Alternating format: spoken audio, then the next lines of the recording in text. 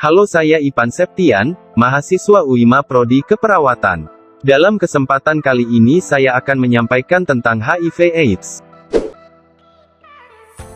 Apa sih yang kebayang sama kamu mendengar kata HIV/AIDS?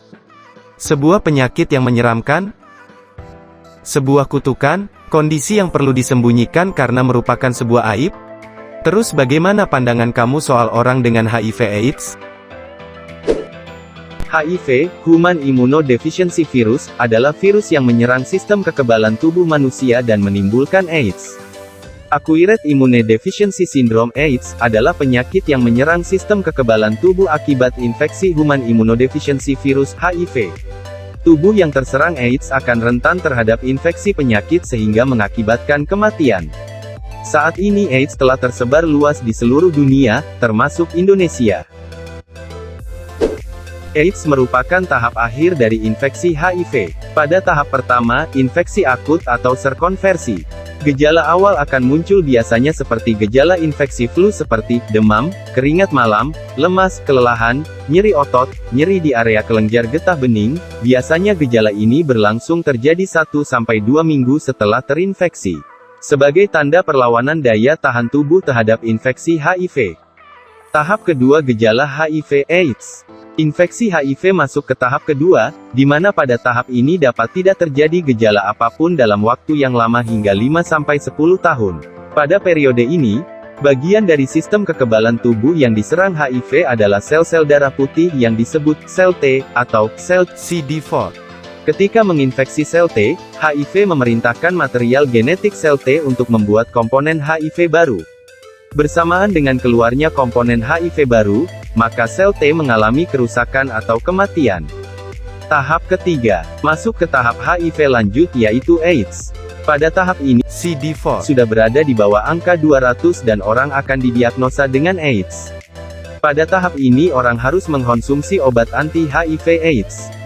Beberapa orang tidak menyadari mereka terinfeksi HIV, dan biasanya akan mulai memeriksakan diri ketika muncul gejala. Demam lebih dari 10 hari.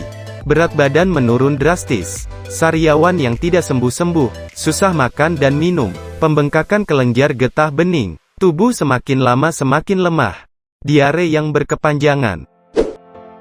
HIV dapat ditularkan melalui 4 cara, yaitu, hubungan seks, anal, oral, vagina, dengan orang yang telah terinfeksi HIV. Kontak darah atau luka dan transfusi darah yang sudah tercemar virus HIV.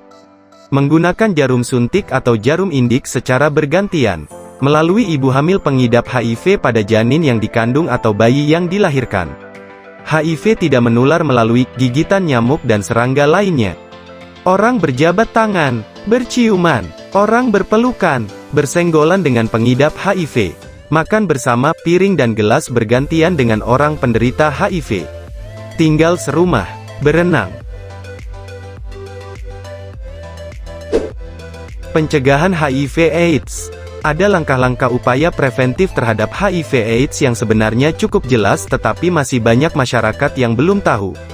Langkah-langkah tersebut adalah ABCDE. Yang dimaksud abstinence adalah harus menghindari hubungan seksual yang bebas atau yang berisiko terhadap penularan HIV/AIDS. Jika ingin tertular maka jauhilah media penularnya.